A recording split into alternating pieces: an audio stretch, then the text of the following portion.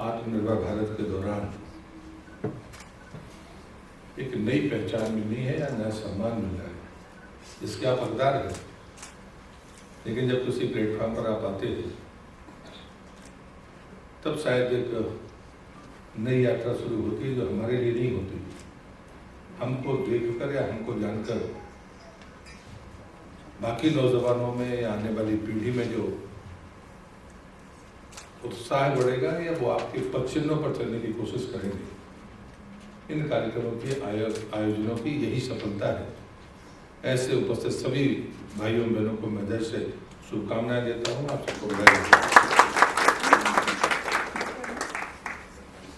लंबी बात करने की बजाय मैं कहानी के तौर पर ये बात कहूँगा।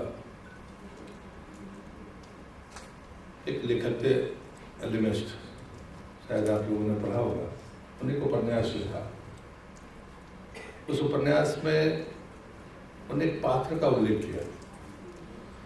उसको लगभग हर दिन एक स्वप्न आता था और वो स्वप्न इतना निरंतर हुआ कि उसको लगा कि इस जगह को ढूंढने के लिए भी निकलना चाहिए। तो वो निकल पड़ा, बरसों तक भटकता रहा। अचानक कभी किसी सराय में उसको एक आदमी मिला जो बड़ा सहज सरल सा था। उसने पूछा कि आप कैसे आए? तो उसने कहा कि मुझे एक स्वप्न आता है और उसमें कोई एक जगह दिखती है, उस जगह को मैं ढूंढने के लिए निकला। तो चूंकि वो दूसरा जो व्यक्ति इसको बता रहे थे वो बड़ा निष्प्रय और बड़ा ऐसा व्यक्ति था जिसको कोई लोभ नहीं, लालच नहीं, अजीब आदमी हो। ऐसे स्वप्न तो मुझे भी आते रहते हैं, पर मैं आधे साल पागल आदमी नहीं हूँ।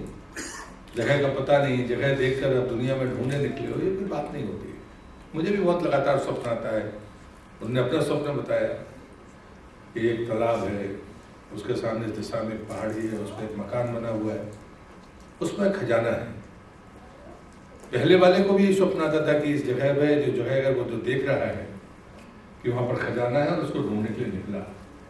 लेकिन दूसरे ने कहा कि नहीं, हम आप जैसे पागल आदमी नहीं है, मुझे भी सपना आता है, लेकिन मैं कोई ढूंढने उड़ने नहीं जाने वाला। जैसे ही उसने ये बात कही तो पता चला कि जो पहले बंधु थे जो अपने स्वप्न की जगह को आइडेंटिफाई नहीं कर पाए, वो जो दूसरे का जो स्वप्न था वो उसका घर था। उसने कहा कि वो पहाड़ी, उस पर एक मकान, सामने तालाब। मुझे लगता है ये कहानी हम सब पर फिट होती है। प्रधानमंत्री ने एक बेहतरीन स्वाभिमानी अवसर दिया, एक ऐसी प्रेरणा दी।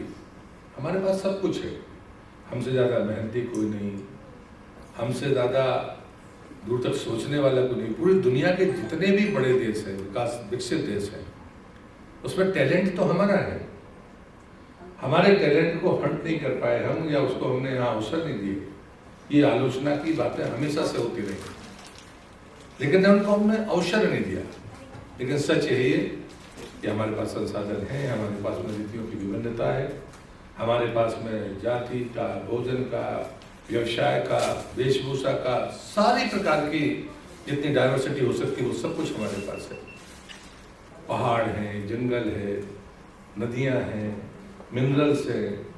बाकी जगह तो एक ही चीज मिलेगी, लेकिन हमारे पास तो सब कुछ है। हमारे पास हुनर भी है, मेहनत कस भी है हमें। लेकिन हमारे साथ सिर्फ एक गलती हुई कि हमने अपने हुनर को और अपने तरीके को, उस पर हमने गर्व नहीं किया, उस पर हमने विश्वास नहीं किया। हमने दूसरे को कॉपी करने की जो गलती की है, उसका परिणाम है कि हमने वो गति या जो स्थान हमको मिलना चाहिए था वो नहीं मिला। हमने संस्थागत रूप से भी जो संस्थान खड़े किए, वो निश्चित रूप से हमने किसी न किसी विकसित देश की कॉपी की। अन्यथा मैं कल्चर और टूरिज्म मिनिस्टर रहा हूँ।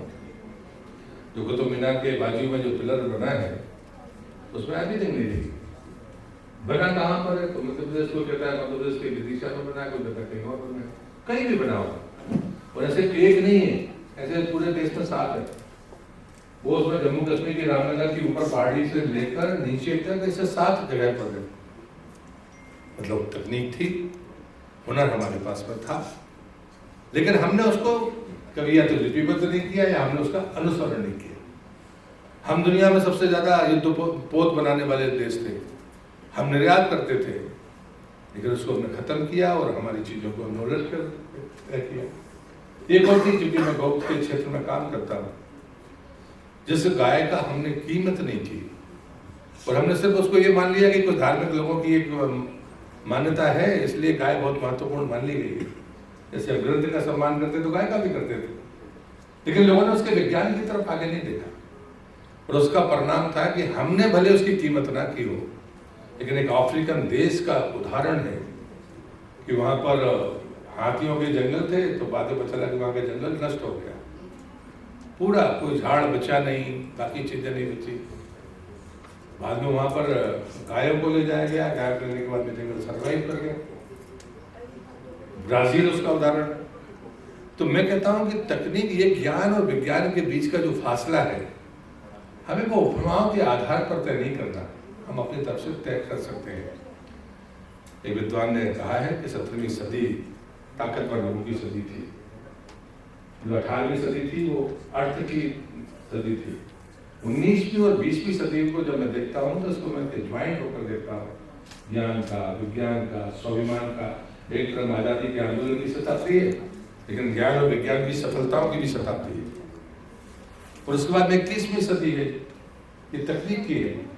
वो तकनीक आने वाली हमारी जो पीढ़ी है, मैं नहीं मानता कि उससे ज्यादा मेघा किसी और के पास है। पुरुषार्थ उसमें जुड़ता है और हम सफलताएं अर्जित करते हैं। ऐसे अनेक उदाहरण यहाँ पर बैठे हुए हैं। मैं उन सबको हृदय से फिर से शुभकामनाएं देता हूँ। आपने एक सीढ़ी पार की होगी, लेकिन उनके जो कष्ट हैं, उनकी जो विफलताएं हैं, वो जरूर आने वाली पीढ़ी को बताइए। एक और बड़ी गलती होती है, मैं विज्ञान का विद्यार्थी हूँ, कि लोग सफलता को देखकर कॉपी करने की जल्दबाजी में रहते हैं, लेकिन सफल व्यक्ति से कभी ये नहीं पूछते कि तुमने धक्के कितने खाए थे, जरा ये तो बता दो। समाज या सरकार अगर उन कठिनाइयों को ऑन कर ले तो फिर शायद एक टाइम बच जाएगा, या जो जिसने अपने हुनर से संघर्ष करने के बाद सफलता अर्जित की है वो आपको मदद कर दे, तो वो जो स्ट्रगल का टाइम है वो आपका बच सकता है।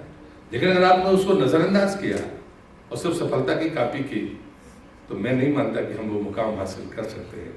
ईश्वर आपको वो सामर्थ्य दे। इस भावना के साथ मैं आप सबका अभिनंदन करते हुए अपनी बात को समाप्त करता हूँ। बहुत बहुत शुभकामनाएं। Thank you so much sir. मैं चाहूँगी आप थोड़ा कुछ पल हमारे साथ यहाँ